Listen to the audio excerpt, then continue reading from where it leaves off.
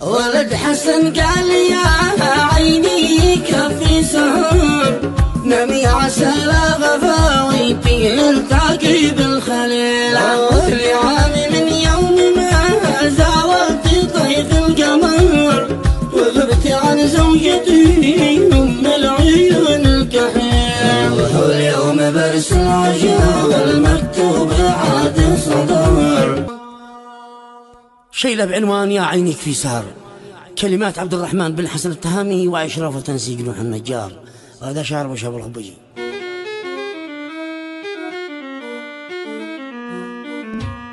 ولد حسن قال يا عيني كفي سهر نمي عسى لا غفاوي فيه التقي بالخليل لعام من يوم ما زاولت طيف القمر وغبت عن زوجتي ام العيون الكحيل واليوم برسل عجاب المكتوب عاد صدر عن يوم عنا لها وننهاج سين الحليلة ابلسم الجرح يا وضوء العيون والنظر العين تبكي ونايا في سين فراقش عليلة مشتاق للشوق صاح وقاحيله للمطار شوقي ومن قابلوش دافي الشهر ليلة الشهيد الله اني قد نويت السفر واشتياق الروح ولكن ما اجد شي وسيله العم ما قد سما واهلي ما راه ثغر هذا الطريق من الغدا وعود المراحل طويله وعد عمالنا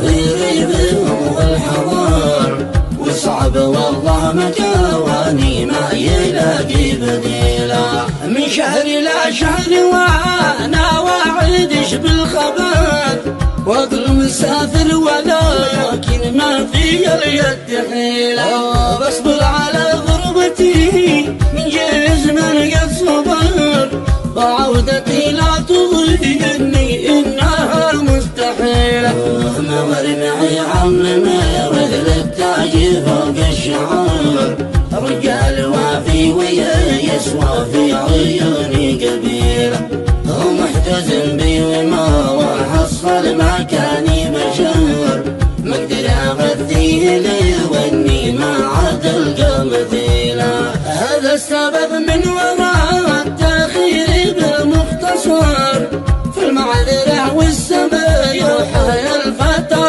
الاصيله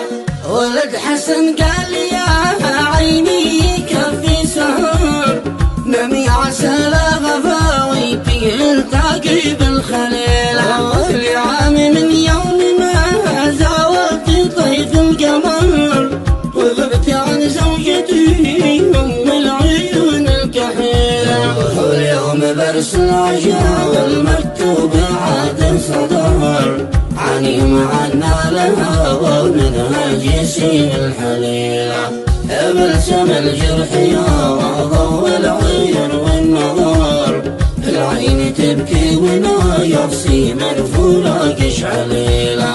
مشتاق للشوق صاح وقاحيله للمطار شوقي ومن قابلوش دافي الشهر ليله الشهيد الله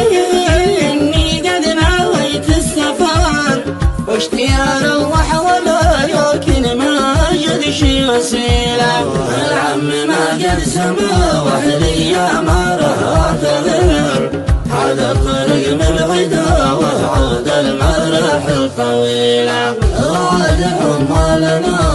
في ريبهم والحضار وصعب والله مكواني ما يلاقي بديله من شهر لا شهر وانا واعدش بالخبر واقل مسافر ولكن ما في اليد حيله بصبر على غربتي من جيش من قد صبر وعودتي لا تضيعني انها مستحيله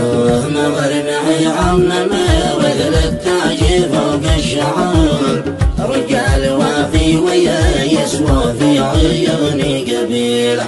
ومحتزم بي وما